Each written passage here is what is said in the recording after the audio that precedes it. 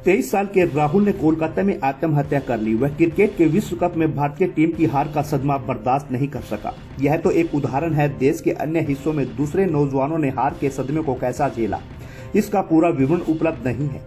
यह सही है कि अंतर्राष्ट्रीय खेल प्रतियोगिताओं में अपने देश की टीम के साथ देशवासियों की भावनाएं जुड़ी होती हैं और इसलिए जब परिणाम आशा के विपरीत आते हैं तो उस खेल के चाहने वाले हताश हो जाते हैं।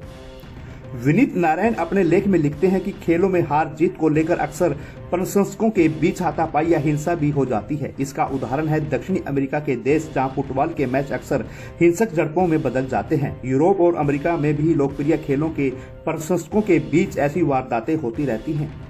अंतर्राष्ट्रीय खेलों में इसकी संभावना कम रहती है क्योंकि वहां खेलने वाली टीमों जो बाहर से आती हैं उनके प्रशंसकों की संख्या गिनी चुनी होती है, इसलिए वे किसी हिंसक झड़प में फंसने से बचते हैं।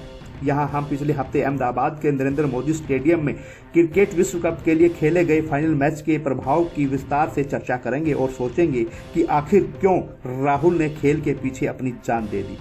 हमें प्राथमिक विद्यालयों से लेकर महाविद्यालयों तक शिक्षा के दौरान बार बार यह बताया जाता है कि खेल की भावना से खेले जाते हैं, जिसमें हार और जीत इतनी महत्वपूर्ण नहीं होती जितना कि खेल के दौरान अपने कौशल का प्रदर्शन करना है। जो खिलाड़ी हमेशा बढ़िया खेलते हैं वो सबके चहेते बन जाते हैं। जैसे विराट कोहली की बैटिंग की प्रशंसा जितनी भारत में होती है उतनी ही पाकिस्तान सहित अन्य देशों में भी होती है। ब्राजील का मशहूर फुटबॉल खिलाड़ी पेले पूरी दुनिया में के फुटबॉल प्रेमियों का हीरो था। चिंता की बात यह है कि पैसे की हवस ने आज खेलों को एक बड़ा उद्योग बना दिया है और खिलाड़ियों को इन उद्योगपतियों का गुलाम। इस मामले में भारत में क्रिकेट पहले नंबर पर है, जिसे खिलाड़ी या खेलों के विशेषज्ञ नहीं बल्कि सत्ताधीश और पैसे की हवस रखने वाले नियंत्रित करते हैं।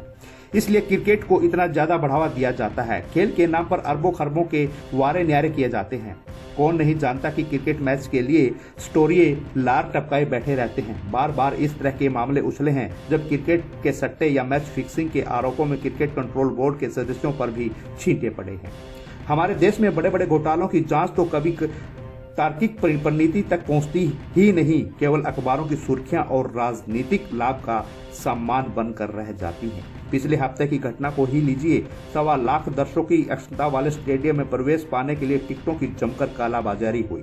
ऐसे आरोप लग रहे हैं कि अहमदाबाद के होटल वालों ने कमरों के किराए 10 गुना बढ़ा दिए। 5,000 रुपए का रोज का कमरा 50,000 रुपए तक चढ़ गया। यही हाल हवाई यात्रा की टिकटों का भी रहा। कुल मिलाकर एक मैच में अरबों खरबों का कारोबार हो गया। ये सारा मुनाफा मुख्यतः अहमदाबाद के व्यापारियों की जेब में गया। उधर खिलाड़ियों को चाहे जीते या हारें, जो शोहरत मिलती है उसका फायदा उन्हें तो मिलता है ही।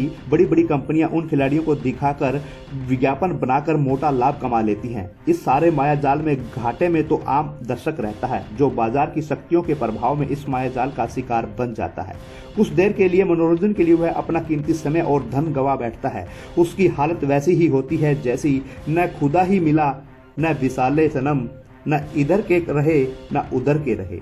इस तरह के खेल से न तो उसका शरीर मजबूत होता है और न ही दिमाग। इसके मुकाबले तो फुटबॉल, हॉकी, बैडमिंटन, वॉलीबॉल जैसे खेल कहीं ज्यादा सार्थक हैं, जिनको खेलने वालों को बहुत पसीना बहाना पड़ता है। उनसे प्रेरणा लेकर अपने गांव कस्बे में इन खेलों को खेलने वाले युवाओं की सेहत बनती है। क्रिकेट के मुकाबले ये खेल काफी सस्ते भी हैं। यह दावा किया जाता है कि भारत और कुछ राज्यों की सत्ता हिंदुत्ववादी है, तो यहाँ एक स्वाभाविक प्रश्न खड़ा होता है कि हिंदुत्ववादी सरकारों ने अपने शासन के इन वर्षों में सनातनी संस्कृति के प्राचीन खेलों को कितना बढ़ावा दिया, और अगर नहीं तो क्यों नहीं। मल्लयुद्ध, कबड्डी, कुश्ती, तीर अंदाजी, घुड़सवारी, नौका दौड़ जैसे खेलों की लागत भी न के बराबर होती है और इनसे युवाओं में शक्ति और बुद्धि का भी संचार होता है। यह बात अहमदाबाद के हेमेंद्राचार्य संस्कृत गुरुकुलम ने सिद्ध कर दी कि उनके विद्यार्थी बाजारीकरण की शक्तियों से प्रभावित हुए बिना शुद्ध सनातन संस्कृति पर आधारित शिक्षा, ऐसे पारंपरिक खेलों का प्रशिक्षण प्राप्त कर रहे हैं। इसलिए वह भारत के किसी भी आधुनिक सुप्रसिद्ध विद्यालय के छात्रों के मुकाबले हर क्षेत्र में कहीं ज्यादा आगे निकल चुके हैं। इस देश में क्रिकेट प्रेमियों की तादाद बहुत ज्यादा है। क्रिकेट मैच के दौरान देश की धमनियों में रक्त रुक जाता है। आश्चर्य होता है यह देखकर कि जिन्हें इस खेल का कै ख गह भी नहीं पता, वो भी इस खेल के दीवाने हुए रहते हैं। अपने काम और व्यवसाय से ध्यान हटाकर मैच का स्कोर जानने के लिए उत्सुक रहते हैं। ऐसे तमाम लोगों को मेरे ये विचार गले नहीं उतरेंगे, किंतु यदि वे इन बिंदुओं पर गंभीरता से विचार करेंगे तो पाएंगे कि उनमें कुछ खेल के प्रति आकर्षण का कारण उनकी स्वाभाविक उत्सुकता नहीं, बल्कि वह वजारीकरण की शक्तियों के शिकार बन चुके हैं। विनीत नारायण के इस लेख के लिए हम सलाम करते हैं कि उन्होंने एक बड़ी ही दीवानगी के साथ अपना नजरिया बयान किया है। उज्जवल दर्पण के लिए जोगिंदर बीरवाल की रिपोर्ट।